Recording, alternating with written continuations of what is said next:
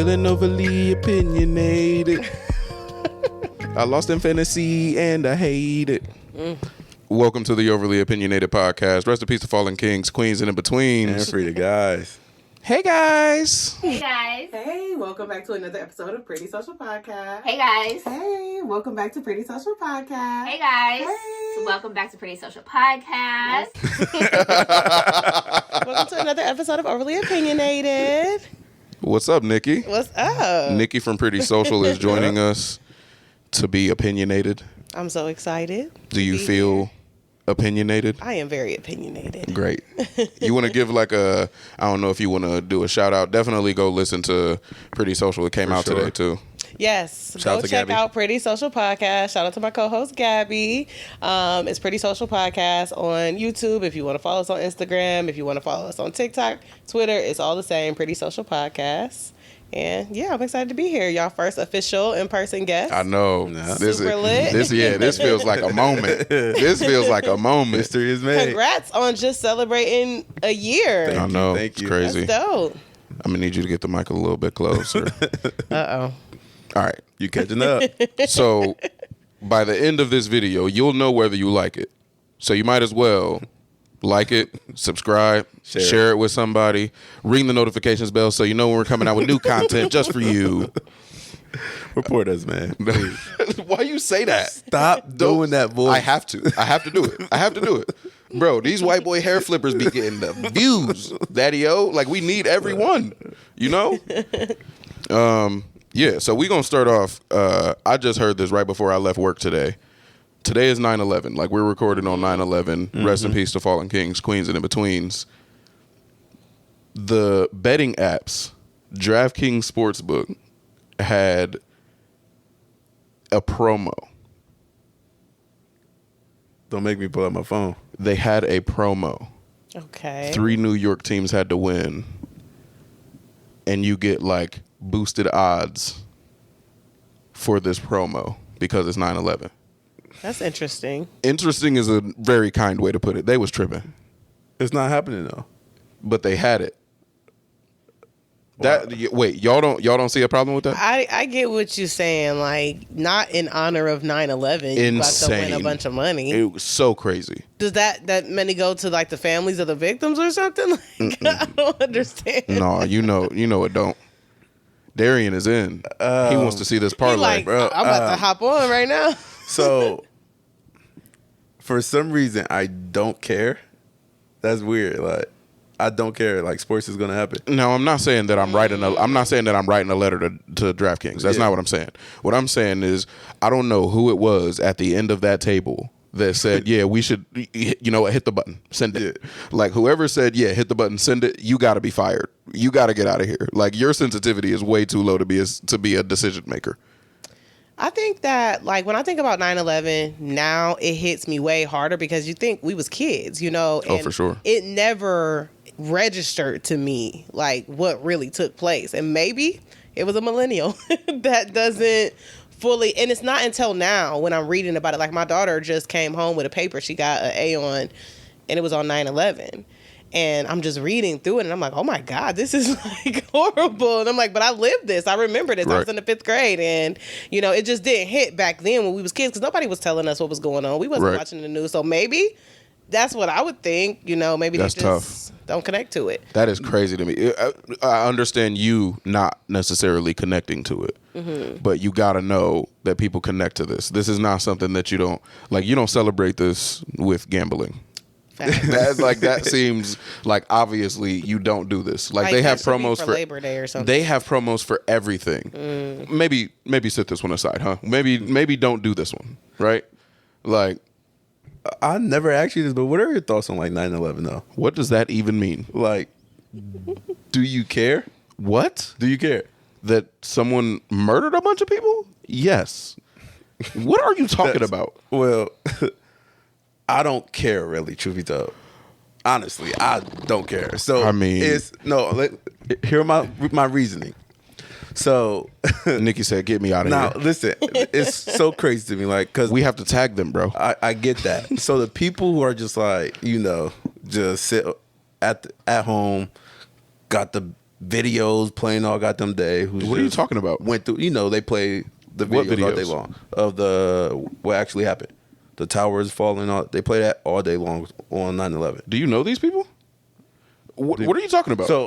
So the type of people who are just so passionate about this shit, Yeah. like the only thing that happens is what we do to other countries. That is it. We bomb their places, and they're like, they act like, So Oh, you you're like, we trying- deserved Bro, it. You're trying to take Did this we podcast not? to the next level. You're trying Did to we take this not? pod to the next level. did we not? No, Why not? because those people were innocent as fuck. It had nothing to do no, with it. no. Not the people who passed away. Yeah, but our country deserves. I think it. that is what I Our think country that's deserves the it, I think though. that's the point though. Like, I think that's the point, It's a different way. It- right? Like cre- killing innocent people is not something that I'm gonna be like, yeah, who gives a shit? Like that's like innocent people die, yeah, dog. but our country is at fault for that. No, Yeah. nope. The people who killed innocent people are at fault for that. So 2 wrongs make y'all even, right? No, I see where you're going with And you this. disagree with that? I just disagree with that being the way that you approach a situation where people actually died. Like I get what you're saying when it comes to like the method with which we behave may not be the way to behave. I get that. You are calling on misbehavior on the other side. Bro, empathy says people don't deserve to die because of that. Okay. The same way that like our greed should not cause innocent death. Like I'm not over here banging for the USA when we out here going crazy. Right. I'm definitely saying like I'm affected by that shit too. Like as soon as you find out that somebody is out here slaughtering folks for no reason, like ugh. But the way our country maneuver around that, like we don't do bad. Okay, prime example. So again, you know how I say how they play all the 9/11 videos all day long. I don't know They about do, this. bro. They do that every single year. They just play the videos of the towers falling all day long. The interviews, all that shit. But like going during Black History Month, the USA do not move the same like they do for 9/11. That Facts. is weird to me. That shit does not matter if y'all only care for, I guess, I don't want to just blame our military, but y'all's holiday. When I mean by y'all's holiday, the Yeah, majority. I see you feel left That's out here, weird. and I get that. The way they move Like I is get weird. that. So That just don't. It's like fuck that. That doesn't sour me to the empathy for people's lost lives. Like that don't. I get you. Like there's nothing that's gonna sour me to that. Yeah. Like I I feel feel for you. I feel for the families, bro. Like it's Yeah. families out here, dadless, momless, sisterless. Like I can't have that saying I don't care about that. Like You know I don't what? maneuver like that. I would say that, like, I remember right after, I think it was when George Floyd died, there was a couple of, like, Hotep guys out here killing innocent cops. Wow. And I shamingly have to admit that it kind of felt like, now Yeah. y'all see, But- like y'all crying out talking about they have families, and I'm like, we have families too, and y'all kill us in the street every day, and now you get to experience what we experience. And I know I'm not supposed to feel that, Yep. but I did feel that. So I don't know if that's Yeah, kind of in the that's same exactly. sense. And it's not saying like you didn't care about them Gotta cops. bring that mic closer. It's not. It's not saying like you didn't care about them cops, but it's like it's just an example to point out like we're feeling the same way you feel. Yeah. But we have to do this for And y'all to maybe get now this. y'all will understand. And then it's But that's the difference, though. Like somebody within that, I don't want to say industry, but within that structure is being affected. Like maybe if you killed like a government worker, that would be more similar. But Okay. like you just killing people, like the people just out their job, bro.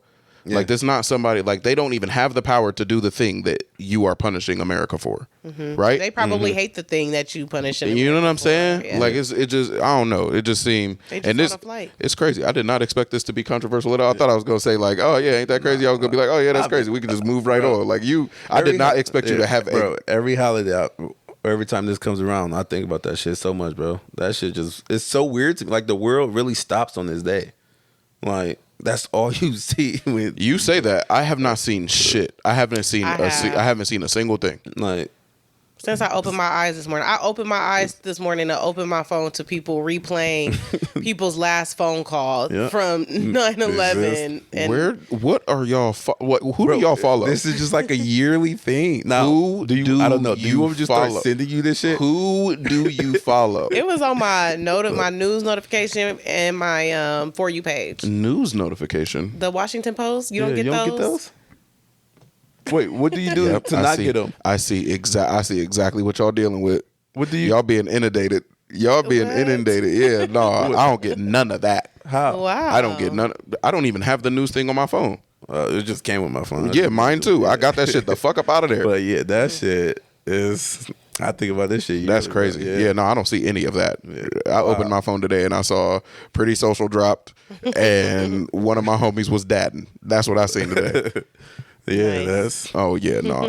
So and then And look, you I over work here with just the sour repubs, about it too. though. You over here pissed Bro, about that it shit too. It's This low key nigga- annoying though. Like, This nigga been honestly. simmering all day. Like, that Like, shit is low key annoying, man. Honestly, man, I mean, I feel like it saddens me and I have to avoid it because I feel like I'm re-experiencing it now as an adult because like I said, it didn't impact me when I was a kid. My grandparents used to have the news article when it came out with the pictures hanging up in their basement for war years. is on. Yeah. And I used to think, why do they have this? We not from New York. We don't know nobody from New York. I don't understand why it's such a big deal. But now as an adult, I'm experiencing it like it just happened. Yeah. You know, so I try not to even like watch too much of it. I Yeah. was like too young to really. I was in preschool, but my mom told me like legit the world stopped that day. Like, Oh, yeah, it did. she said she She grabbed right. her kids from preschool. Like we sat in the house, we didn't know what was about to go on. Nobody next. knew what to Yeah, expect. so, Does that make sense to you? yes, makes so much sense. And Now it does to me too. it's crazy to see how much change it was to know like TSA was not a thing. That blows my mind.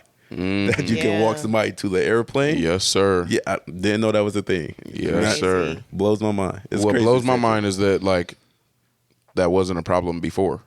Like it's That crazy blows to me. my mind. It's crazy to me that like that shit didn't happen like all the time. Yeah. Like could you imagine with the prevalence of gun violence now, like niggas would steal planes every day. Yeah, that shit wicked, for real. Yeah. Yeah. That was not at all. That is not at all in the. That wasn't even in the notes. Like I don't even have that down here. On a lighter note, on a slightly lighter note, I noticed something while driving this weekend, and I just have to bring it up to y'all. And I saved this specifically. I wanted to talk about this with both of y'all. Spray painted cars mean danger, and they don't give a fuck, right? Do you mean like when it's literally just like because They did this.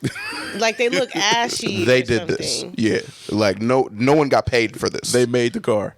Yeah. basically. They went and got 17 cans of spray paint and did this themselves. I don't like the contemplation going on here. Like this is meth and Mountain Dew at work. Like For sure. there is no way. Well, Yeah, it's a car they like racing. That's what I assume. I am not getting in an accident with them. I'll say that. They don't have insurance. You know that. Not only do they not have insurance, they want to steal your car. Like as soon as you stop and get out, they're like, "Oh, another car to spray paint." Like I feel like that is the last car they stole that they just spray painted it to cover it up. took it to the chop shop. Like, come on, man. Nah, I see so many of them these days. I've been seeing it a lot lately too, which is crazy that you just brought it up. No, I don't see a lot no more. Yeah, I see. Like, I see it. That was my washer going off. I don't know. I didn't know that was on. But yeah, no. I am scared of these people. Where you at that you seen a lot of them? I am in Akron, Ohio, partner. Yep. Like, Yeah. It's very tacky, but I guess I just assume that it's just a cheaper way to. You don't be get seeing with them? the thing. No, I'd rather you just not do that. you don't. I would rather. You don't see them, Nick. Yeah. You don't see who's in there. It takes a certain person who just to not care, but 4 in a row, no shirt. 4 in a row, no yeah. shirt, missing it front looks so tooth, tacky. It's tacky. and they got the two-tone daddy too. Like when they, That's the they word. hit you with the green and the black. I'll take the bus. Like, bro, The green and blue. them people, they think that's the Green Hornet. These people are menaces. They are dangerous. That's Their a car danger is to always society. loud too. Bro. Everything Always is always loud. loud. Everything is always loud. That screamo going on in the background, like that is. Those people are dangerous. You know they got a Polar Pop in that joint, and it's Mountain Dew. Dang. No, Savon. don't play. No, you know that's real. What? Ain't nothing wrong with the drink. Mountain Dew. Mountain Dew is a Do you certain fuck with Mountain demographic Dew? for Mountain Not Dew, ain't really. No, I don't like Mountain Dew. What type of drink you like? If you was drinking pop, I don't really drink pop. but if there was, But a if pop, I was drinking pop, it's usually like a Dr. Pepper or like a Yeah. Pepsi, Coke, Yeah. something like that. it? Yeah. I'm not drinking Mountain Dew. Mountain Dew is crazy. Mountain Dew tastes like just sugar. That's what come out the sinks in trailer parks. It's just ain't how you gotta choose. It is. Where my list of crazy No, I'm things telling that you, y'all say? that is what comes out of the sinks in trailer parks. I'll fuck with Mountain Dew though. The Dew be doing. You feel me? That's exactly why you gotta wear socks to bed, bro. They done threw off all your temperature. Nah. Like it's The Dew be doing. that's nah. You can't be doing that. Nah, I think it got some type of long term effects or something. Oh yeah, for sure. It got like what, trace amounts of method. It used to be rumors that like you wouldn't be able to like reproduce if you drank. too Yeah. much No, Mountain Dew. I Y'all did heard read that. Yeah, won't nah. You know what? I'm gonna leave that one alone. There you go. There you go. Yeah, no, Mountain Dew is crazy, but I don't know. Like seeing these people, and especially because like the last 4 that I've seen, it was 4 in a day, and I was just going between my place and East Akron, and I seen 4 the same day, and I That's came crazy. back, seen 4 of them, and 2 of them I was like at the light right next to them. I'm like, if they decide to turn the opposite way, like. They're just gonna hit my car. Like they don't care. Oh my god. They don't care. You They don't give a damn. Like they could hit my car and it wouldn't affect them at all. No, you feel the same way with like niggas with like trash bags on their windows, right? Because it's busted out. Yeah, for sure. Y'all gotta That's chill. Leave for them alone. sure. They No, just gotta get their money up. No, this is all I'm saying. That's what they trying to do in this whip. Yeah, I definitely don't trust those, man. No, that's No, a different breed. 'Cause no. why even have the bag? They go get in anyways. Like, why even have the bag? No, they just trying to keep the rain out. Yeah. When I see stuff like that, my first thought is just like gratefulness, you know? I just Oh, feel yeah. gratefulness. Oh, that's what y'all go to Pretty Social for the healthy takes. But here, that nigga can serve you a bag of whatever it is you want.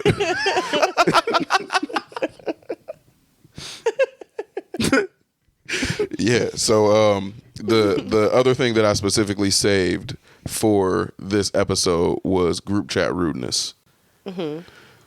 If you not invite because that it's not consensual ever. If you put 5+ people in a group chat and they didn't know about it, you rude. Facts. You rude and you are wasting their time. I think it's also rude if 2 people have a conversation when no one else is responding in the group chat. Just leave it. Come on, leave it. Why is my phone going off Just like that? leave I just it, spoke yeah. about this. Like, I'm getting all these notifications. Y'all can just have a phone call. Facts. Yeah, I hate it. And then, you know, sometimes you can't leave the chat. Sometimes you can't leave the chat. Like I have never successfully got out of there.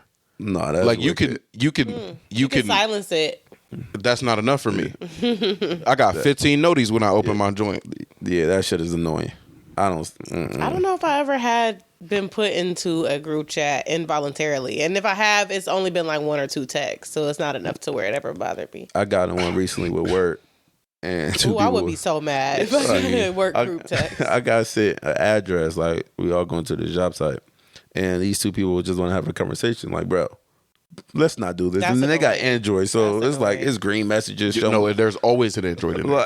like, bro, you fucking up the whole vibe. And Like, if if you I s- wanted to talk, I'm definitely not talking now. You feel me? So Yeah. And then you end up sending a picture and it looked like you took a picture on a piece of toast or something.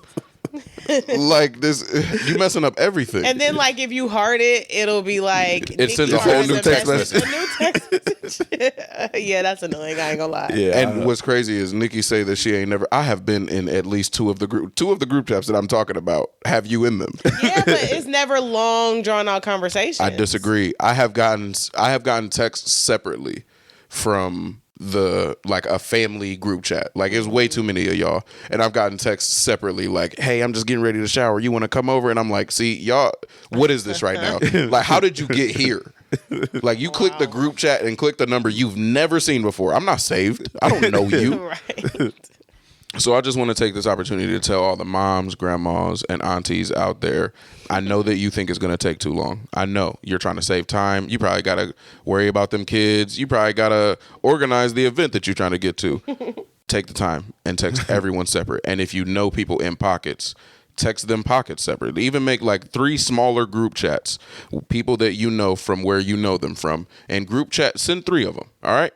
Definitely don't. If you have 5+, not only rethink, don't do it. There's never been a situation where you had to do 5+. All right.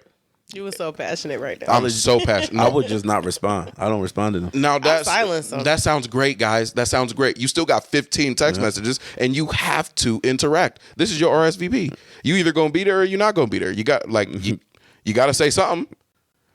And people in there talking about, oh yeah, what time is man? This don't need to. There never needs to be 8 people talking to each other. If I don't have their number saved, I don't want them to have my number. Yeah, that's one of my things too. Like, That's a good point. There's always a family member who's still, and then I only got my number for like weekend. Nah, I can't stand that shit. So I don't respond for a reason, like so they don't know to save this number as me. No sir. And I've never been in one of them where they don't say like, oh, who is that? Oh, that's just. And I'm like, what is happening? I did not consent to this. Yeah, it is annoying. Like all the messages coming in from random numbers that I don't know, just to say I'll be there at 8:00, and it's like you could have just texted them that, or just show up. Yeah, I usually go into a separate message from that and respond to the person by myself. Which means this, it's run its course. The utility of this is gone. And now you're just annoying people. I promise you. There's 4 people out of the 8 that you texted that aren't annoyed, and they're just like you. Don't annoy the other 4 of us. All right? All right, I feel good about that. I don't feel like y'all are on board with me. I feel good about that. I needed this. Now, are you putting in the group chats a lot? Yeah. Oh yeah, no. Every time something is happening, man. Yeah, every time something gets organized with the fam. Yeah. There's 7+, dog. I could bring them up right now, and I could bring up the text that came from it. Yeah. Like, oh yeah, I'm getting ready to leave right now. I'm in the shower. You want to come over? It's like, and with the heart emojis, like, bro, what are we doing? That's crazy. I feel like somebody trying to get at me, and we in the family group chat. Cuz, what is happening? I'm trying to figure out why you would be saying, "I just got out the shower. Are you coming over?" in a family group chat. Maybe they just sent it to the wrong. They're from group. West V, but I don't. Appalachia. But I don't even know you. Like, I don't even have your number. I don't know you. You shouldn't be texting me. You shouldn't have access to me. Like, they're just giving access to people. Like, give somebody your number without permission. Crazy, that is rude. Do not give access to me. Don't do that. Yeah. Don't do that. You just gave out my number to all these people without asking me. Even cousins. Don't we all got cousins that's like, I'll see you when I see you. Right. And you hope not to see Definitely them, right? Don't text me. Yeah. I got cousins I hope not to see. Definitely don't hit me. I'll see you. It's a guarantee I see you. Don't text me. Don't have access to me. And here they are just giving out access. Like, oh, I want everybody to come. No. Text me then separate. They be like, Savon, you still didn't respond. Or you do respond and they respond and be like, thank you, Savon. So now everybody know who it was. Oh, that's Savon. What's up, Lucas? Let me hold $1. You fucked up. No, you fucked up. It's different when you hear. Like, y'all say crazy stuff all the time, but it's different. You fucked up. In person. Hey, gotta block him again. Oh. Damn. You'll see Wednesday why that. Oh my God. Yeah. I forgot. Y'all never cease to amaze me. So we're here for a reason. We recorded the episode. I think it was the overly opinionated forgiveness, where we talked about like forgiving our parents because, you know, we go through things because our parents weren't necessarily prepared for the lives that they were setting up for us. Mm-hmm. And for the most part, we all agree that there's some forgiveness that needs to go on there. There's some there's some understanding that we can have for our parents for the outcomes. But I remember Darian said something that sparked you hitting us up in the group chat, basically saying that this is something that you have on your heart. Like you would love to have this conversation, and I asked to make sure that you were cool with it, not in a group chat, to come on and talk about that with us. Do you remember what it was that sparked that? I don't remember what he said that made me share, or what you guys said that made me share the fact that I met my dad when I was 18. It could have just been the general, conversation about forgiveness and the short period of time that I had with him. But it was really you saying that you could relate to me in a sense, that made me really excited, because I'm like, I haven't talked to anybody who experienced anything like this. Having a dad who wasn't in your life, your whole life, and then knowing they lived 10 minutes away. Yeah, that shit. That's wicked. crazy. That shit is still wicked to me. That shit blows my mind still. But wait, you met your dad at 18 too? Wow, my dad came back on my birthday too. At 18. Wow, that is crazy. Yeah. So the wrinkle that he was talking about, you said that you would rather have the conversation in person or on a phone call. And Darian said, just to let you know, Savon knows my dad better than I do. Yeah. That sounds crazy. That sounds unbelievable. But it is actually absolutely true.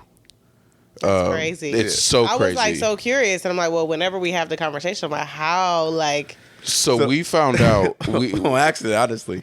What? We was Pure talking about accident. basketball, the Cavs. And I was like, yeah, my dad took me up to Cleveland, and he randomly asked me, what your dad look like? So we was in a group chat. I sent a picture of my dad, and he instantly knew who the fuck this nigga was. That's instant. crazy. The craziest part is he actually sent the picture. Like, I didn't ask who his dad was or what he looked like. He sent the picture on a separate, like a completely separate thing. And then one day Darian was reliving the fact that this happened. And he was like, this is still one of the coolest memories that I got. And he sent it. We had not spoken this day. And I immediately called Darian. I was like, bro, this your dad? That's crazy. Donald is your dad? What? I said his dad's name too. He was like, how you know my dad? And then that wasn't even enough proof, even though that's crazy. Then he started speaking like my dad. Oh my God. The If you ever hear my impersonations. dad talk, it's like one of a kind. Like, you can't fake it. Like, you know who's talking. Wow. He's loud. He says the craziest shit. Like, he's racist, honestly. And he says it in a specific way. Yeah. And as you know, I'm all right at impressions. Like, I can impersonate I somebody. need an impression. I need it. Like, I hear it already. And now, before you get this impression, like, this is when I started telling grown men to shut the fuck up. like all jokes aside, like, this is when I started telling niggas. He has a shut tough up. time with that, for sure. Like, he does not stop talking at all. Oh my And he can talk about God. anything and everything, and I promise you, it will relate back to them crackers. No matter what you're talking about, No question. that is what he's podcast. going to go to. No He's question. racist. Is like, he just ain't shit. Definitely. Dang. But and this man, I've known him legit almost my whole life. Like, I think my earliest memory with this dude's dad was at like 5.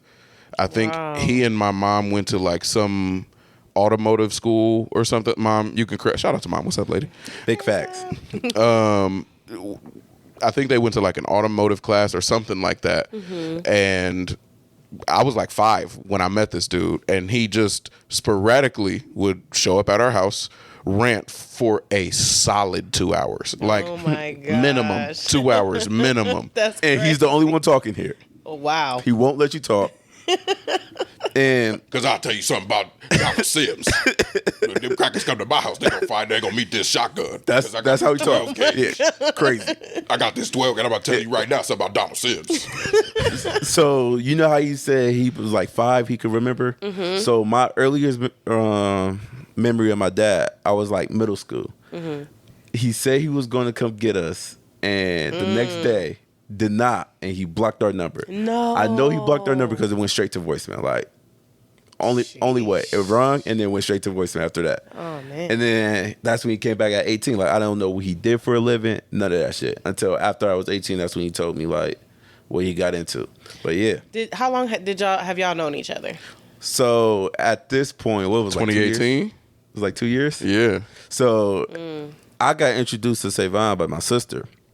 So we started talking, like, it was like 2 years. Never really spoke about our parents for real. Like, Yeah. So again, it came up just on the random. No, you definitely told me that you ain't fuck with your dad. Yeah, Early on. but- Within the first week, he told me he ain't fuck with his dad. Okay, so when did I turn 18? So I would have been 19. So yeah, so the year I met Savon is the year my dad came back into my life. Wow. But yeah, he only came back because he wanted to get put off child support. Only reason. That's what he told me on my 18th birthday, all that shit. I was like, dude, you're a cornball, like, fuck you, all that shit. Yeah. And my mom was like, give him a chance. All right. So that's why we have the story of a good memory of me going to Cleveland for the Game 7 of the Cavs and Warriors. And that next year is when I found out Savon knew him. And he was just started telling me about my dad, shit I did not know about, like what That's he did. interesting. He told me he drove trucks. Like, It was the wildest thing in the world for Darian to tell me, I have no idea where this man lives. Like, I don't know where he lives, where he has lived. And knowing where Darian grew up and knowing where his dad lived, when you say 10 minutes, it's more like 4. yeah. Like, he lives 4 minutes away from his kids. Oh, man. Now I know where you live at now, but and it's like it's a grip away. Like I would call it grip, but Streetsboro. Okay. But yeah, I didn't know where he lived. I didn't know where Did he he have worked. an explanation as to why he... Very clear. He said if he was gonna have to pay for him, he would not be in our lives. No freaking Yep. way. And then it's so wild because now you can tell me like you didn't want us, no problem at all. Like cool. But Savon told me like he used to tell his mom like that he was telling my mom to kill us because I got a twin brother. Oh, man. Yeah. So he legit did not fuck with us at all. Like he didn't want us. Sick. So it's like I can't be mad at you for not wanting kids. Cool, like, but if kids is here, you gotta like Because we didn't be have there. to be here. Right. So, but that's why I think he's a cornball. He's definitely a cornball. Excuse me. How do you cool with it though? Like, do you feel anger towards him or like I don't fuck with him. Like you just accepted it because is he's what a it shitty is? person. Yeah, shitty people do shitty things. Now, early on, I was hurt, but it's like, why? I can't think of the reason. I don't know why I was hurt. I think I was hurt because I wouldn't have did that. And all it may be, I guess, because I'm not like him. My mom always used to tell me I'm just like my dad. But him doing something like that made me realize I'm really not like my dad. Right. I don't think I'm like him. Yeah, that's crazy. But because I did go to his house after I was 18, my mom told me to give me a chance. And we're both into sports. Like, he's into gaming just like me. But other than that, I don't see, like, she say the attitude, but I'm not around him enough to even know what he's like. But yeah, it's like, do I wish bad on him? Before I say that, I gotta, only because he deserves it, You but like I don't lose sleep over it. Like, contemplating whether you wish bad on him? Like, That you're was not it. sure? Yeah, I'm not sure. you don't But, wish him well though. Yeah, I definitely don't wish him well. Like, you get everything you got coming. But he's like, you just a bum. Like, that's what happens when you lay down and have a baby with a bum. Like, what do you expect more from him? Yeah, that's hard because I think that would be difficult for me because usually they have a sorry excuse, you know, like, oh, your mom wouldn't let me or something. But for him to straight up be like, I didn't want to. Mm-hmm. I don't know how He didn't tell me that. Savon told me that because that's what he used to tell Savon's mom. And Savon stayed down, 5 minutes from me? 10 minutes? Yeah, I mean, So- we We weren't far apart. I didn't know Not him at at the all. time, but Savon didn't stay too far from me. So yeah, but if he was 4 minutes away, I was 6 minutes away. So, it was And it's crazy because, like, now I didn't know what vitriol he had for you and your brother and your mom. Like, I had no idea that he felt anything towards you. I don't know. Like, I thought he may have, like, until I put it together that you said you don't fuck with your dad because he don't fuck with you. It didn't even make sense. So when I brought it up to my mom, I was like, Mom, I just found out Darian's dad is Donald. And she was like, what Donald? And I was like, Donald. Wicked. And she said, he got a twin? And I was like, yeah. And she was like, wow, he used to say some real messed up stuff about his mom and him and his brother. And I'm like, no way. And she was like, yeah, like stuff I can't remember everything, but I wouldn't even say it. And I'm like, that is crazy. That sounds just like him. Oh, that's infuriating Yeah. for a parent to be like that. Like, golly, at least just be a bum that is at least lie and say something, but to just be that heartless, I can't imagine. And then my mom has never said anything bad about this man since I've been alive. Never. Yeah. I have never heard her speak ill of him. Nothing. I wonder if that's the same thing that I kind of feel like I deal with my daughter's dad. Like, we just feel this need to just, I don't know, protect their idea. Like, I feel a responsibility to let her develop her own ideas of her father and not for me to put anything in her head, no matter how horrible he is. Like, my daughter's dad has asked me at least 3 times to help him to sign over the rights so he wouldn't have to be responsible for her in any way, child support or even in her life. And I can't, if she hear that one day, you know what I mean? Like, and it wasn't even on some like sign over my rights, so I don't have to pay child support. It was on some like, oh, well, y'all got y'all little family, y'all don't need me, sign the rights over. And, you know, that hurt me bad because I'm like, dang, like, you just don't care if you're not in your kid's life. This is like the weird part, a part of it about me though. Like, why would you want your kid even around that? That's true. Like, why not just completely close that door? That's what I don't understand with my mom. Like, why not just completely close that door? You know he's not a good person, but you go put your kid in a situation to deal with this shitty ass person. That's why. That's another reason I held some type of resentment with my mom, because instead of letting me know the truth, she made me find out, and it could have prevented so much. Interesting. I truly believe it could have prevented so much. But I know from some mothers' perspectives, they're afraid to look like the villain there. Yeah, because if you don't find it out, you may not know. Like, if you don't find that out, you may not believe her. Yeah. And if you don't believe her and you go seeking a relationship and that relationship is different from what she said, then she's a villain. Like, you kept me from a man who wished me well. But like, You know? in my situation, you know, my dad is very vocal. I'm sure he has told her he didn't want us. But that's not always how it ends up looking. You know what I mean? But Like, it don't just because that's what he said to her, like, that could be a tactic to hurt her.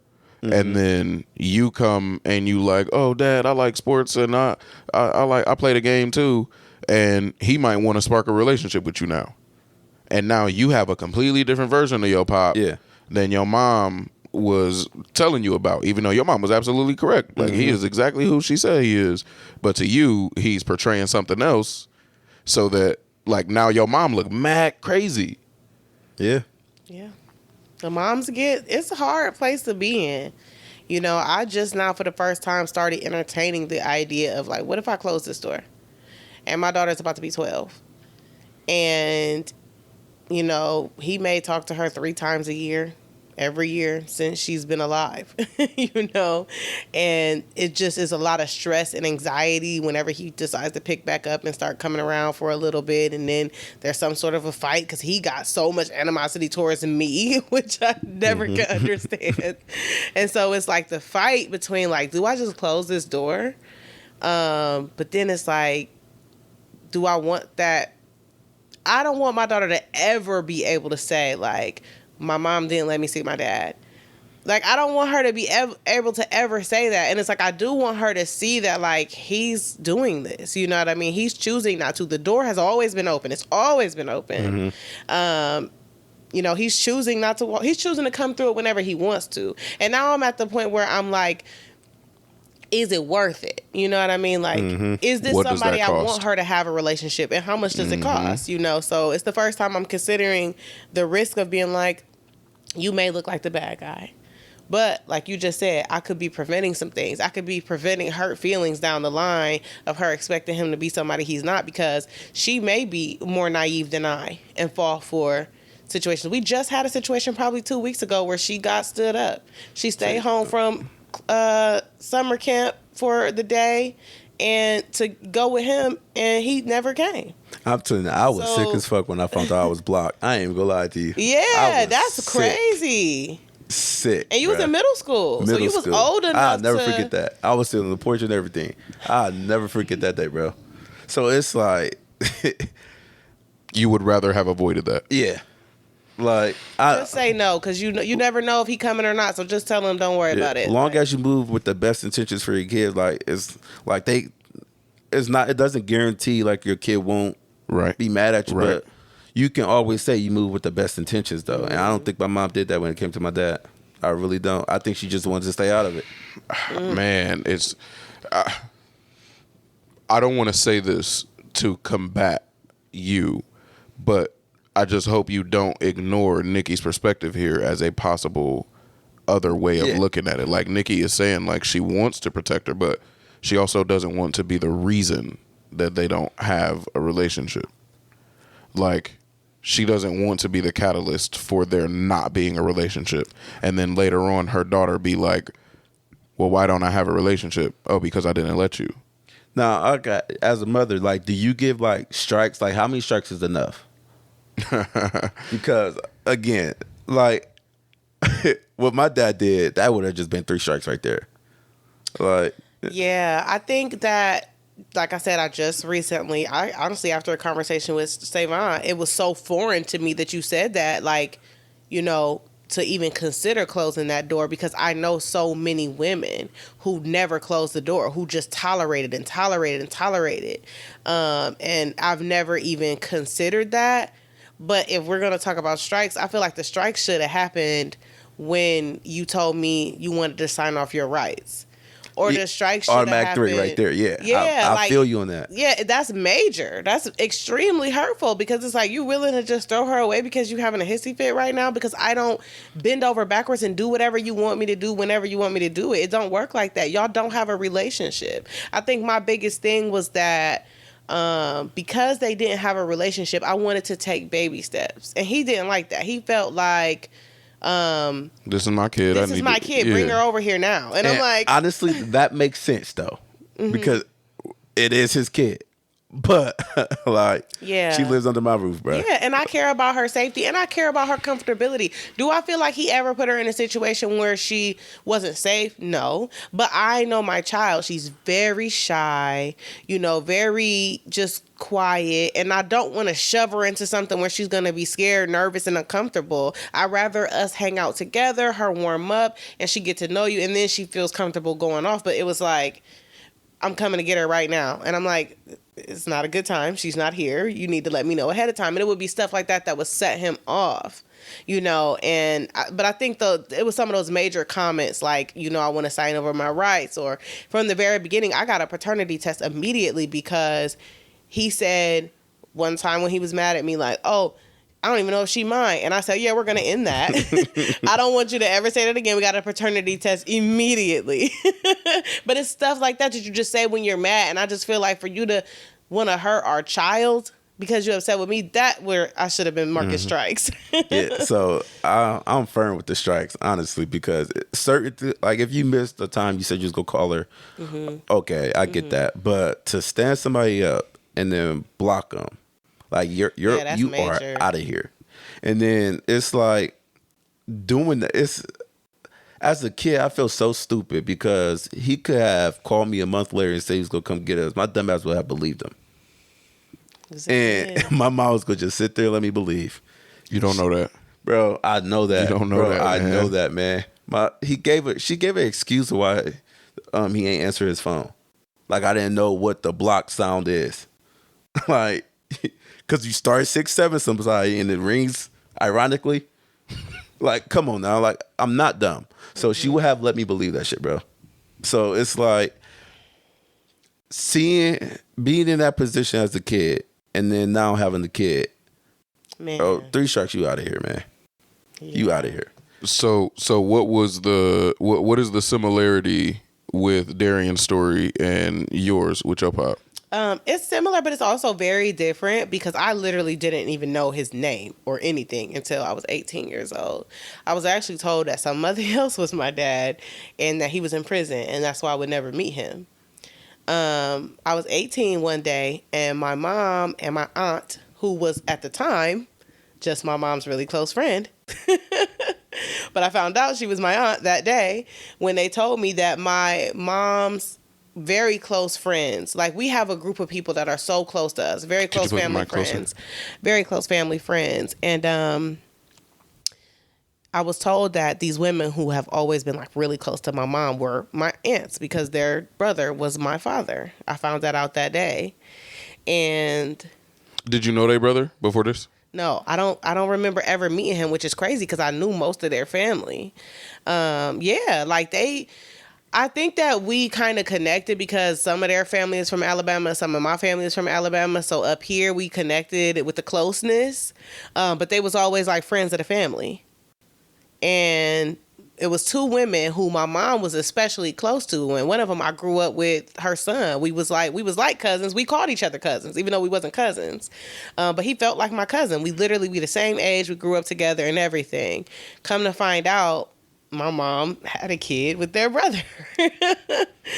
So yeah, and she gave me the weirdest excuse as to how it came out. To this day, I feel like I was lied to my whole life, and she always knew that was my dad, but she just decided to tell me now. But she said something about a paternity test revealing that, and I'm like, I don't remember taking a test. But when did this happen? I don't know. It just never made sense to me how she just discovered it. Because you would remember at 18 being swabbed. Like, that's not right. That ain't crazy at all. I'm like, so, what was he doing them 18 years? When I met him, he was married and he had a daughter, my sister, who was about 4 years younger than me. And but he wasn't with her mom. He was married to another woman and she had 3 kids that he was raising. So he was with his wife and her 3 kids and my sister. And they was a family. He was working. He was a dad. He had a bar that he had in his basement. He had an after-hour spot. He was a family man. He was known as like the chef. Did he know about you? Food. To my knowledge, he just found out too. That's what I'm like. I have so many questions, and my mom and my dad are dead. Like I can't ask them anything. Wow. And that drives me crazy because I have so many questions that I never had before, but now I want to ask all the questions. And my aunt, who I was really close to, who was the one who kept me tied to my dad's side, she passed away too. So I'm like, I don't have anybody wow, to that's ask tough. questions. Like, now, when I was younger though, I always asked questions about my dad, like his name. Like I know his birthday because it's right after my mom's. Like, it's just information I just asked her, and it was like him not being there was never a secret. She just never gave me a reason at all. It was just never a reason. Again, she never wanted to speak bad on him at all. There was the number we had for him just didn't work because we all know the reason. It just didn't work, and like I know that hurt her because I guess she wanted to speak on it but just couldn't because of how I do believe it was how she looked. But also, I do still think she should have stepped in. But it's like, when I met him, like, after 18, because he wanted us off child support, like, persuade my mom or whatever. But so nasty. He's such a nasty dude, crazy. man. But then, this what pissed me off. He'll talk to me like I should be calling him. That gets me so mad.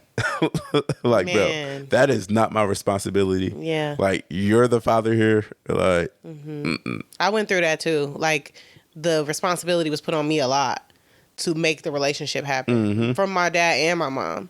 And my mom would make so many excuses about him. And he wasn't even that old. My dad passed away and I think he was like 50.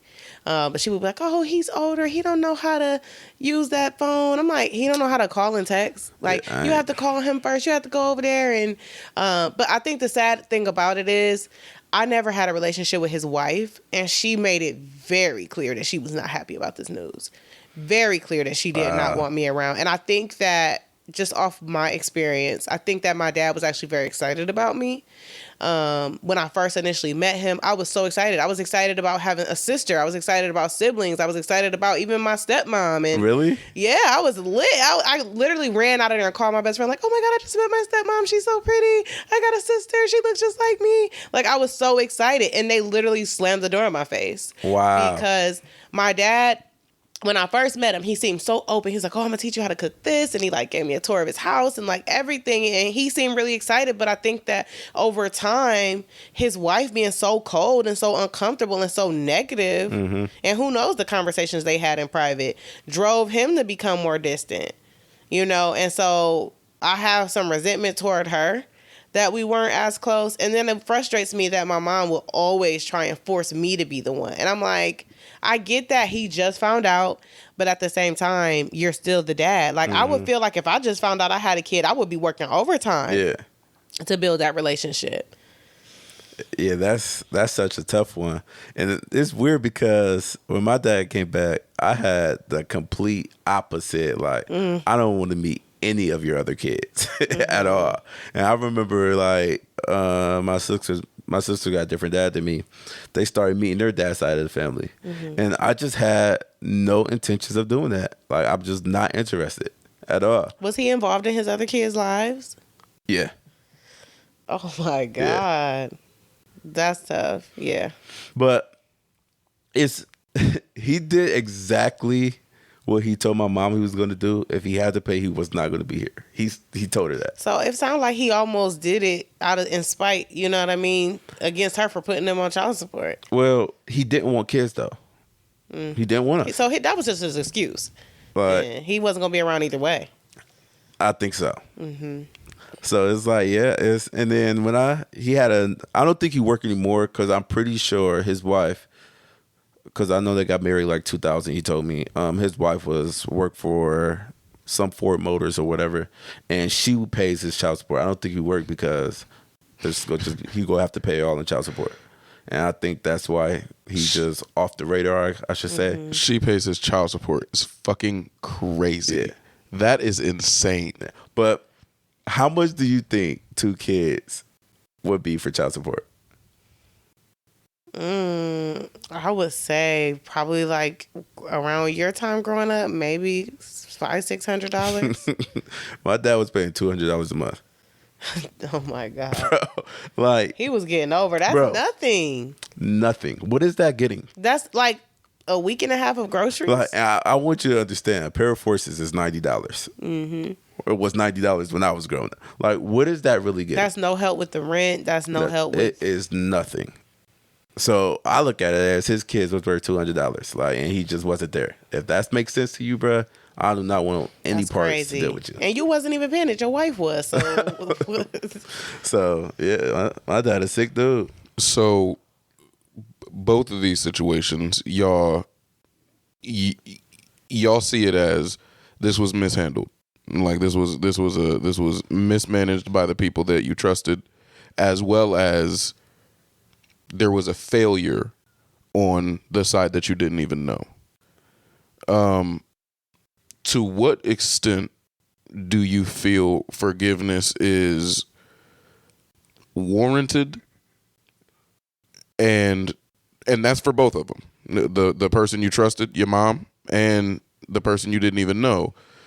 And do you feel you have the, I don't even want to say ability first, the willingness to get to a portion of that forgiveness that is warranted, if at all? So for my mom, yes, because I don't think my mom was moving to hurt me. And I know she was doing it in a positive way because she didn't speak bad about my dad, even when she had every reason to. So I don't think I do think she did what she thought was right, or was going to have the best outcome. So that's why I can easily forgive her for it. I just hate who she had a baby with, man. That's just it. Like, so, but towards my dad, I can't forgive him for anything, honestly. He's just a shitty person. And then well, the last time I spoke to him, he never apologized. He just gave reasons of why it was okay. Yeah, like he don't think he did anything wrong. Crazy. So it's like, how can you forgive somebody that is not apologetic? I mean, I know you can sometimes, but that will make it very hard. But the other thing though is, this sounds so sick to say, but he let my mom know he didn't want us. At that point right there is 100% my mom's responsibility there. Mm-hmm. So you either, like I said on your show, kill both of us, or deal with the consequences here. Like, he let it known early. Mm-hmm. Like, his actions from 25 years ago to now, like, shouldn't shock you. He told you he didn't want us, like, so him not being there should not be a surprise to you. Yeah. It's only gonna be a surprise to me, like. So it's like, he did warn her. So it's like, I guess that was the least he could do, was warn her. And he did that. I think that sometimes with some women, including myself, is that like sometimes we fell for the bull crap. You know what I mean? When we was dealing with that person, and we gave them chance after chance after chance. And so we weren't able to protect our kids from something that we couldn't protect ourselves from. You know what I mean? Ooh. For years, I was desperate to be in a relationship with my daughter's dad. I was desperate to be a family with him, not realizing that this is no longer just impacting me. Now it was just me being let down all the time. Now we're being let down all the time. But we're not able to let go of that hope sometimes and that desperation because we want it that bad, you know? And I think maybe that's the reason why we look past it, where it's like in some situations you wouldn't let other people, you would protect your kid from other people hurting them and harming them. But it's like when you have that hope yourself, you kind of put it on the kids too. Mm-hmm. Maybe that could be the case for what she was dealing with. Do you feel like she ever had a desire to be a family with him at all? No, because I don't think she ever tried to force anything based off what I seen. Like, again, she just didn't speak about him unless I asked about him. Like, that was it. But when she did speak about him, it was nothing bad. Like, she'll if I ask him how they met or whatever, like where he went to, she'll tell me. Like, she never tried to hide or anything. Like, I didn't even have a stepdad until I was like in middle school. So it's like, and then when I say middle school, it was like for 2 years. Yeah, it was like my whole middle school. I didn't have a stepdad. It was like 6th, 7th grade. I had a stepdad, like my first official stepdad. So I don't think she wanted to be in a relationship. I don't even think it was that, honestly. Would you ever even be interested in having a conversation with her about, like, why didn't you protect me from this? This goes back to the episode of forgiveness. Mm-hmm. And what you said resonates even here. And I don't mean to speak for you, but this is...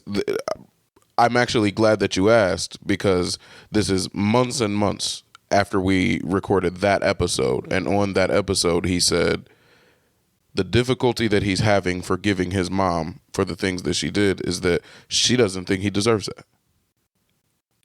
that. Mm-hmm. He doesn't deserve an explanation. He doesn't deserve an apology.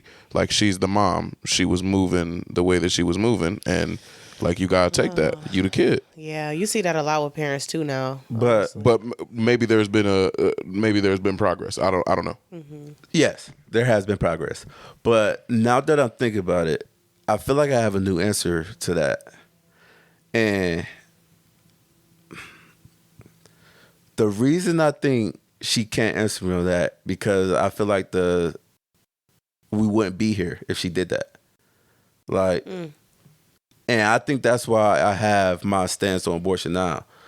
Because if my dad said he didn't want us, you either raise us by ourselves and deal with us having no dad here, or we play that game of him hopping in and out.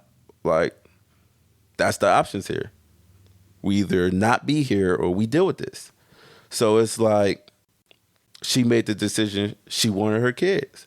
And like, how crazy would it be for me to be mad at my mom for wanting me? Right. Wow. Like, how crazy would that be though? All because I'm focusing on my dad. And that's why it's like, I'm not upset with her anymore about that, because all my mom ever did was want us. Like, there was never a void of not having the mom.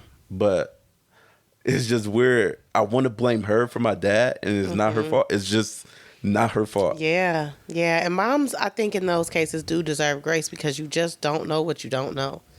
You know, you don't mean to bring harm on your kids. You just don't know what you don't know. And hopefully when they do learn it eventually in life, they will be open to apologizing for the role that they played. But I think sometimes, like, you know, you have to forgive without the apology and tell yourself, like, you know, that she didn't know what she didn't know.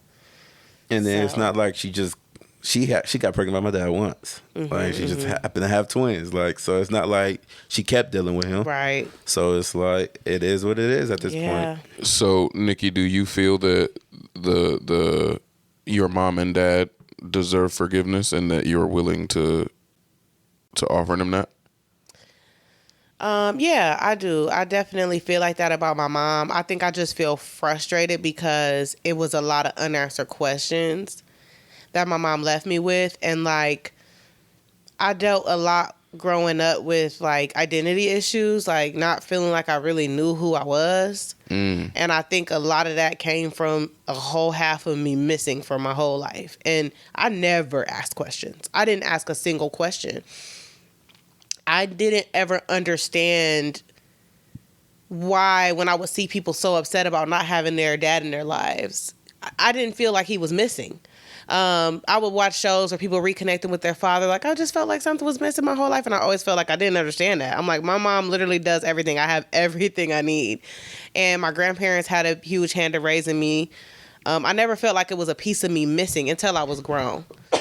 And so I feel frustrated with my mom about that, because I'm like, there was so many things I could have understood about myself if I knew this other side of me. And because of my aunts, who were her close friends, I just thought they was her friends. I never tried to have a relationship or a connection with them. My immediate reaction was just tears. I was bawling.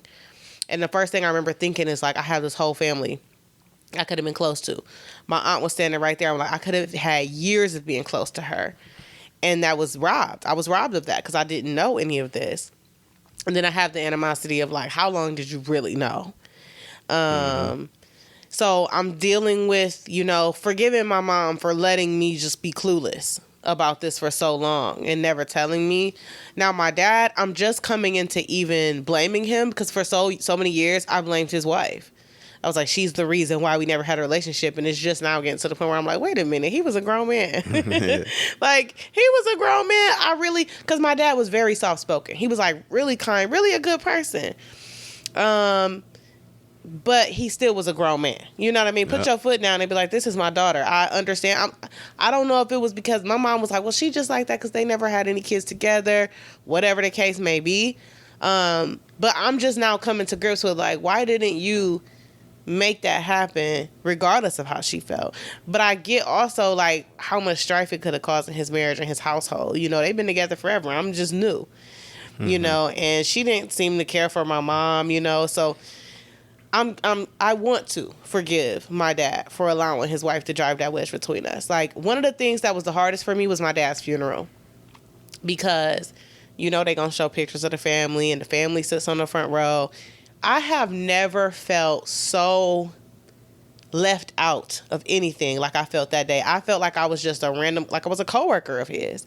They had so many family pictures. They had one picture of me in a slideshow full of pictures of her.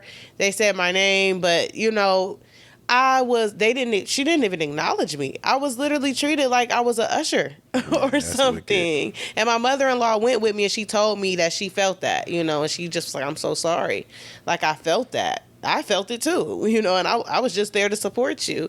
So that was hard for me, and I just felt like this was how she wanted it. She didn't want me to be welcomed into this family. And so I'm just now understanding that, like, my dad should have stood up, and now I can move on to the point of trying to forgive him for not doing that. That just made me think, though, like, the forgiveness from my mom becomes easier when I realize, like, my problem started when she was a kid. Like, I don't come from a family whose dads is in their lives. So me not having a dad, there didn't feel like an empty void at all. This is just life. So it's like, I'm sure my mom did try to prevent what she felt as a kid. Because my mom didn't have, I didn't have a grandpa to call. Like, that was just not a thing in my family. Even currently, like, we don't have a lot of males in my family. It's full of women. Like, so it's like there wasn't a void for me at all. It's like this was just normal. Like, this is just how life is. So I can easily forgive my mom, but my dad, I don't know. Yeah, that's tough. Like, Yeah. I don't care if he died. You don't have to tell me, honestly. Like, I'll probably find out because my brother might know. Like, I don't even know my brother's feelings towards it, honestly. I think he's more of a, like, I don't care. But, like, me, I went to the steps of, like, you can't contact me anymore. Yeah, I think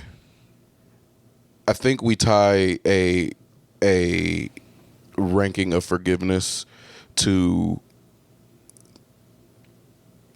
people's responsibility for whatever it was that was wrong.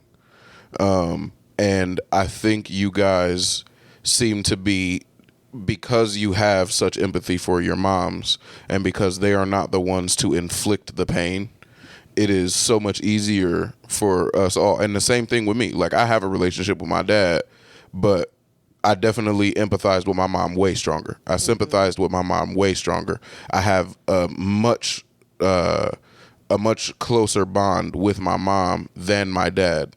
And it's so much easier to see my mom's plight. Like, I was with her. She was there.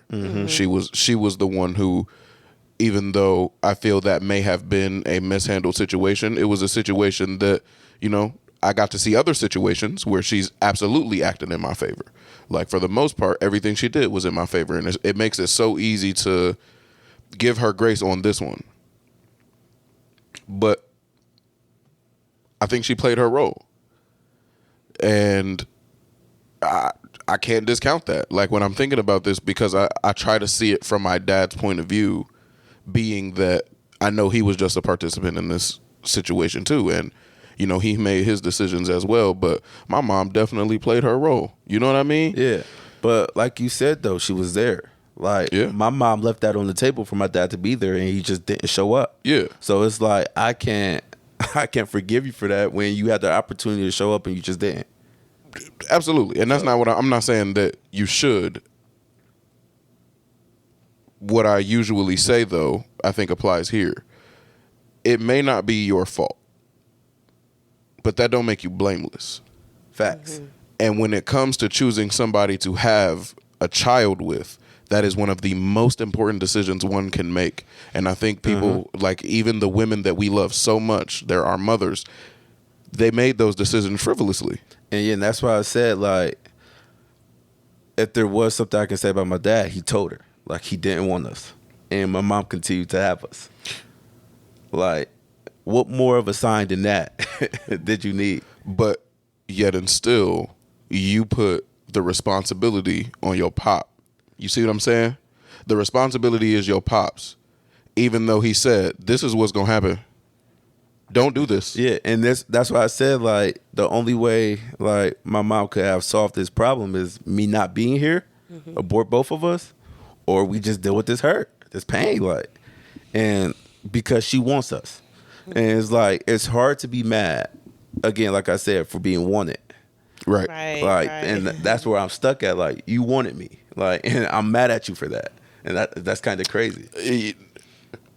That's honestly a beautiful way to look at it. Like, but I think it happens before that. Like, who is this person you are about to have unprotected sex with? Yeah. You know, like that is that is the biggest deal. It's the biggest deal. Like like you said, your whole family, and I'm the same way. Like I did not know none of my granddads on my mom's side. Like none of them. I don't know no men. None. Zero. We just gonna keep doing it. We gonna keep doing that. And it's like, you know what it was like growing up. Your pop not wanting you. Yeah. You know what it was like growing up. You know, and then get to me, and it's still like this ain't figured out yet. Like the best we got was a custody battle. Like this, I literally have the best dad situation in my mom's side of the family. I have the best one. Crazy. And it was literally a custody battle, like visitation. I got to see my dad every other weekend. Like that's the best situation we got. It's like we're not making the decisions that facilitate a healthy family. Yeah. And if we can, I just want to say, like, subjectively, I side with the ladies here. Like, I want that to be clear. Like, I'm only speaking to give perspective, not to give my perspective. I side with the ladies here. They did the lesser wrong. I want that to be clear here. Mm-hmm. But if we can forgive them for doing a wrong that led to this, like it did lead to this, no matter how much smaller the wrong was, like it led to these broken situations. And they had autonomy there too. It wasn't like they were forced to have this situation. And here we are still.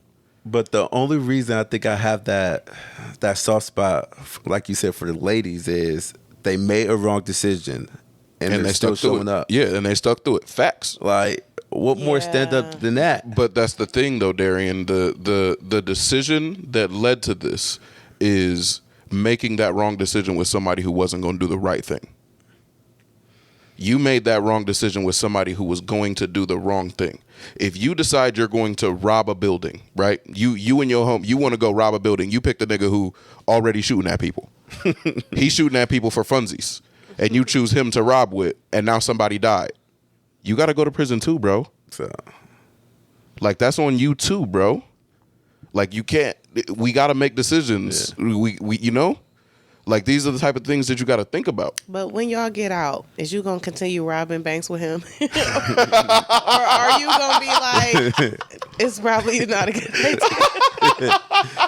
You know what I mean? Like, so that's where the accountability comes from, which you did say she didn't continue to, but she did continue to allow him to come back and forth. So that's where that decision. And not just that, but in the analogy, somebody still got shot. Mm-hmm. Like, somebody still got shot because of something that you're complicit in. Like, no, you didn't pull the trigger, and no one is saying that you pulled the trigger. But the decisions that you made definitely led to the situation. And I agree. Forgive the moms, because everybody is just doing the best that they know. And sometimes the best that you know is just not good. And I think that's the situation with these dads. And look, that's hard for me to wrap my head around. I know. And trust me, again, subjectively, what I'm saying is bullshit. Subjectively, what I'm saying is nonsense. Get that out of here. But if I'm looking at it from an objective point of view, bro, like, you can't have a kid with that guy. Like, you can't have a kid with that guy. It's not like there's only one guy you can have a kid with, and it's the one that's going to tell you, kill it or I'm out, right? Like, if I can forgive you for making a decision to lay with a villain, I think I have to have at least an inkling, the smallest bit, a grain of rice that can say that villain probably didn't decide to be a villain. And what's so hard for me, because like you said, you can't have a baby with that guy, right? Mm-hmm. I don't think my dad can say that about my mom. You can't have a baby with this lady, right? She's not. Oh, I feel like we're protecting her, but I can't see how my mom is a villain, right? Here, yeah. Like, she made a dumb mistake. I give you that. But my dad, there's no way my dad can say you can't have a baby with this lady. So I can just ask, and this is as far as I'll take it, because I don't want to disrespect your mom, and that's not what I'm intending to do. I would never take you guys disrespect my mom. But to what degree is negligence, villainy. Like, to what degree? Yeah, you don't know what you're doing, but if what you end up doing is bringing a villain into your child's life, having a child, procreating with a villain, like, to what degree is your ignorance worth a wrongdoing? Like, you may have actually done something wrong here, unbeknownst to you, maybe, right? Yeah. Like, unbeknownst to you, you don't know. You're not consciously, making this situation. You're not consciously making sure that your kid don't have a dad, but at the same time, a decision that you made meant your kid don't have a dad. Like involuntary manslaughter. So the outcome is not, like, there is nobody here that it is 100% on them. Yeah. The hurt that we all agree is happening. Like, we all agree that this hurt is happening. And I think we all agree that not just one person is responsible for it. Yeah. And we so easily, especially like the emotions, the facts of the situations, it makes it easy to say that one of these people, no matter how hard it is for us to actually forgive them, one of them deserves it. It's like, why? Why? Why one and not the other? Because I realize I argue for, even though they're both wrong, somebody is more wrong here. For sure. And for some reason, that's all that matters here. And I feel like it only matters because I grew up with one of them.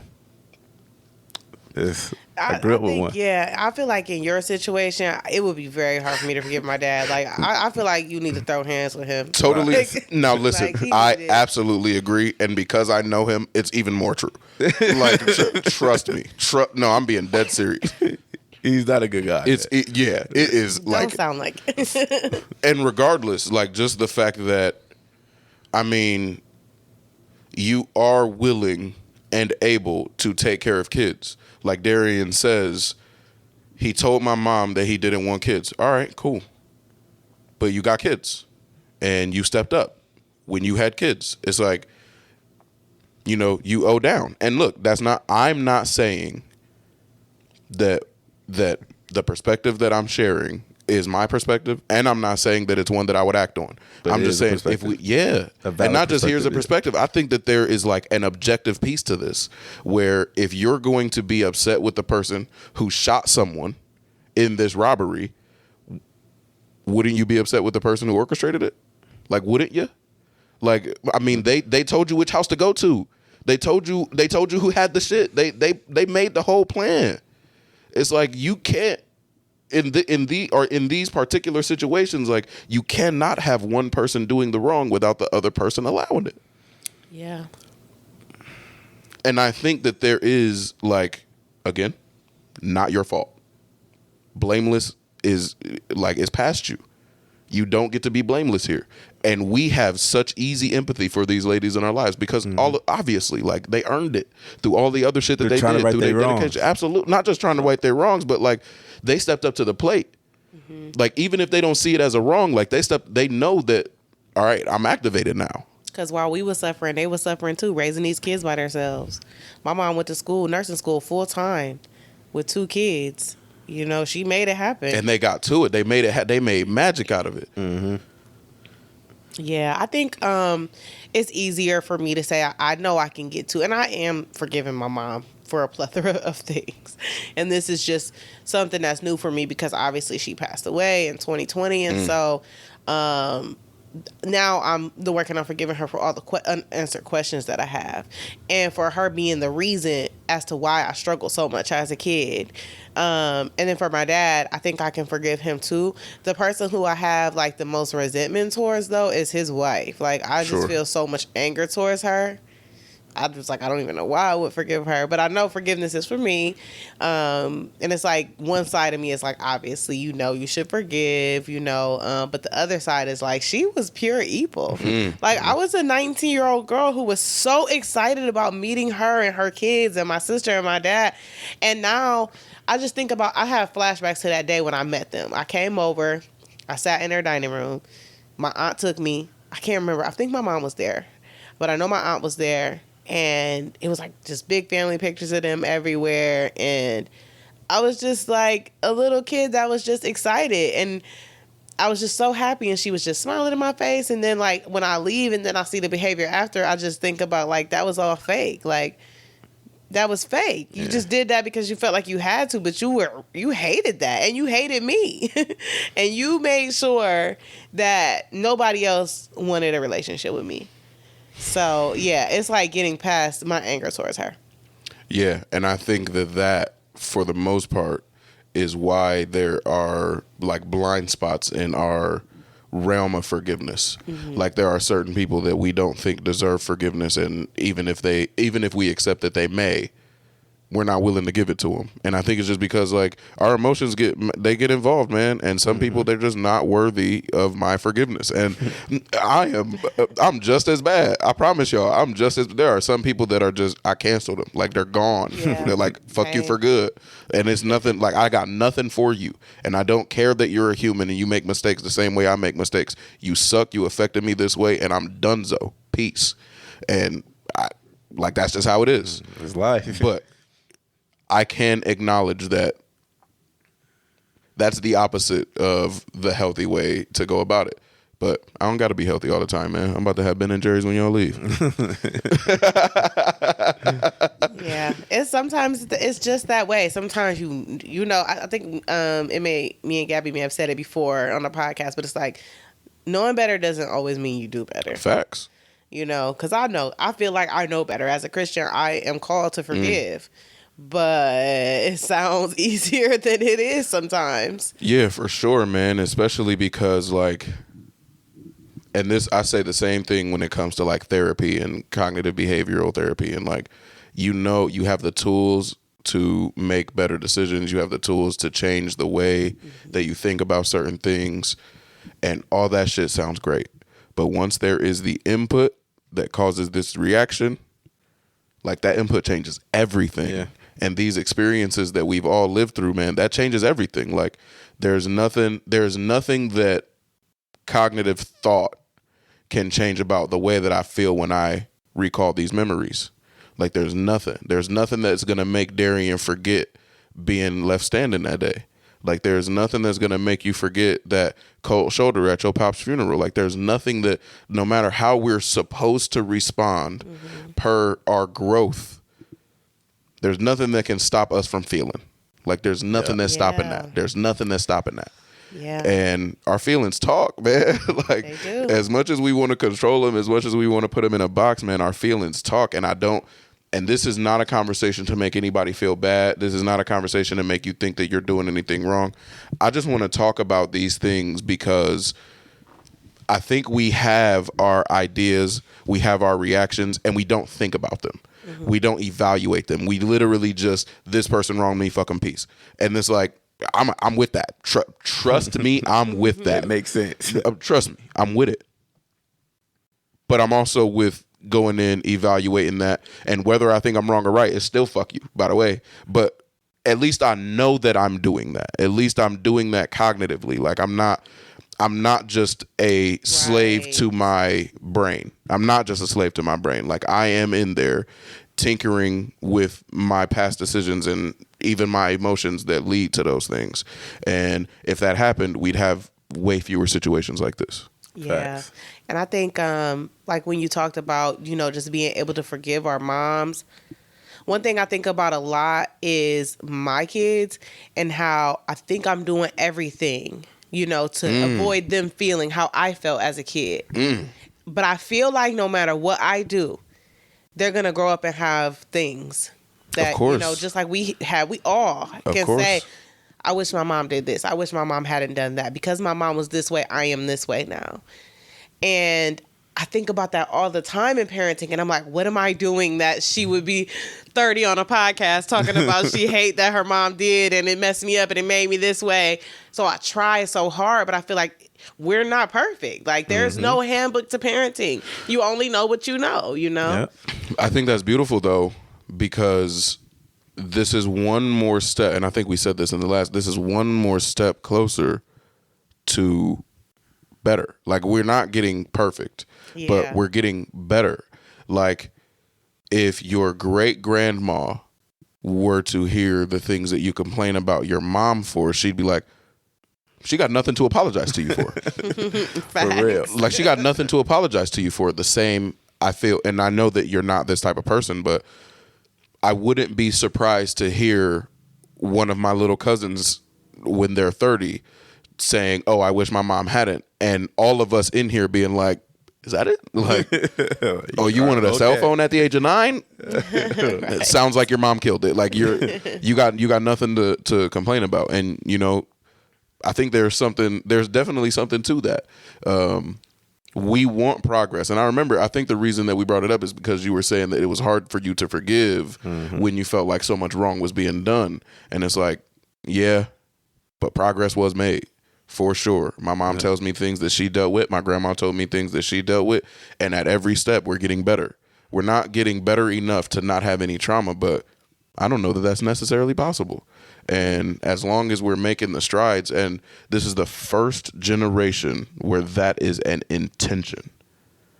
I want my kids to not have something against me.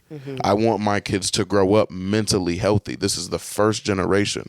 So like we're killing it. And it even if it may have taken, and this is not to discount our, your, or anyone else's trauma, but if it took your trauma to make your kid's life closer to perfect than yours, well, I'm glad that your kid got closer to perfect. I'm not glad that you went through trauma, but I'm glad that the outcome is your kid is almost guaranteed to have better than what you knew. Yeah, I agree. That's a fact. Yeah, I mean, it's only going to get better because they're going to take what they learned to their kids. So yeah, it's just a small part. I do think that for me, like, I love that you said your mom and your grandmother, like, they can talk about things with you and share that. That's one thing I want so bad from my grandparents while they're still here. They're in their 70s. But they are so tight-lipped about their past. They don't talk about it. It's like pulling teeth to get stories. They've been married for 50 years. I just got them to tell me a little bit about their wedding. And I don't know if it's trauma. I don't know what it is. They were in 11th and 12th grade when the schools got desegregated. And I asked them, what was that like? And my grandpa was like, "Oh, it was no big deal. We had to start wearing shoes." But it's like, okay, but it had to be.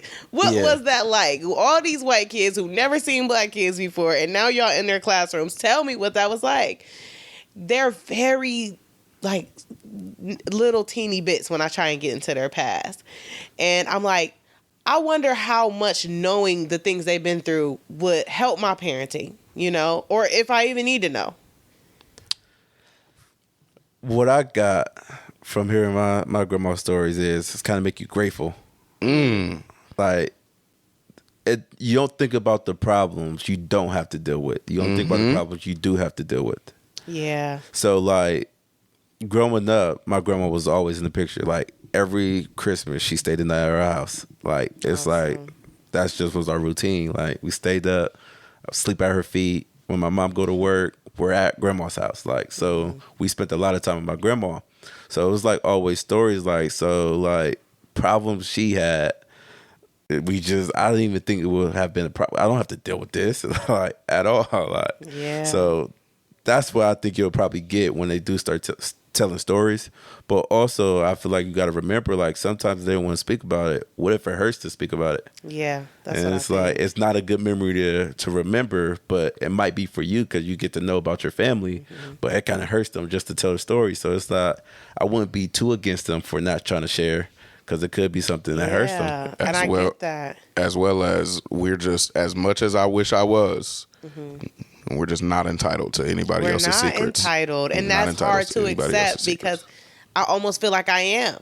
Like, I need to know. I think I heard that my last name, my maiden name, is a slave name. And my grandfather's side of the family in Alabama, they live on the Adams farm. They've always lived on the Adams farm. The street name is Adams. And when I was talking to somebody about that recently, I always wonder, like, how did that happen? Did they name it after us? And it's like, well, they were prominent white families. And I was like, well, don't go there because that's mind-blowing. If that was a plantation, and my family still currently lives there. When we go down to visit, we're going to the Adams farm. And one thing that was so cool to me could be easily become super traumatic. So I can understand why they would be like, we don't want to talk about that. Yeah, for sure. Yeah, for sure, man. This kind of conversation, I think, this is one of the reasons that I wanted to have a podcast, because we can go from talking about meth and Mountain Dew to like this conversation about forgiving your parents. And I said this last time, is one of the most important conversations to me. And it's because I do harbor resentment to my upbringing. Like I definitely do. There were so many ways where, and I remember Jordan saying, like, I'm so much better at making decisions than my parents. And yeah. And like, that means she did the right thing. Like facts. like facts. Thank her for everything it took to get here. And I want to take this opportunity to say, Mom, this conversation is about me. You're a motherfucking superhero. All right? This is not a criticism of you. I appreciate you more than you'll ever know. And Pop, if you ever hear this, you too, man. But this is the type of thing that I wish kids were more willing to do. Like, we definitely have good reasons to complain about our parents, but there's always another side of that coin. Even when you know for sure how you feel about it, there's still always the other side of that coin where that person was honestly trying their best. That person was honestly doing what they genuinely thought was best. And sometimes that shit just don't work out. And if you still made it here with the ability to say so on a podcast, like, that's the hardest they did one all to right. grab. Like when you try your best and it don't work out. I know. And like, that's it's so hard to scary, accept that. 'cause I'm like, I'm trying so hard. Yeah. I can't imagine my kids growing up and just saying all the horrible things I did as a mom. And I'm thinking to the point where it almost like is a struggle for me, because I think about it way too much. I actually think I think about it more than the normal person. I'm constantly thinking about what trauma are they going to have? Is it trauma that me and Dad fought not to argue in front of them, so they don't know what a real relationship looks like? Or if we did fight in front of them, like, what trauma did that cause? Or is it that I'm so gentle with them that they don't understand confrontation or whatever? You know what I mean? It's like I'm constantly thinking about what is the trauma, because I feel like there's going to be something. There gotta be. What is it that I'm doing wrong now that I'm going to be apologizing for one day? And I let it control me in a sense, because I'm always, and sometimes to the point where I feel like I'm being a little too soft. And now I'm like, now I got to get things together because I'm letting y'all run things too much. You know what I mean? Because I'm just afraid of, I also have a fear, for some reason, I have a great fear of my kids growing up and not wanting anything to do with me. Not wanting a relationship with me at all. Like running and being like, oh, I don't want to. You see that. You know what I mean? Yeah, some people absolutely grow up and they completely cut their mom off or they completely cut their dad off. I don't know why, but I have these fears. And I'm constantly thinking about how do I avoid that? Yeah. And there's just simply no answer to any of this, because I think every time we've ever known for sure a parent did this thing and it made the reaction was this thing, it was always in avoidance of another thing. Like, even what you're talking about with your daughter now, you're like, I want to avoid being the reason she don't know her dad. Well, now she's got a piece of shit in her life, and it's like there's no way to have perfect. We just can't.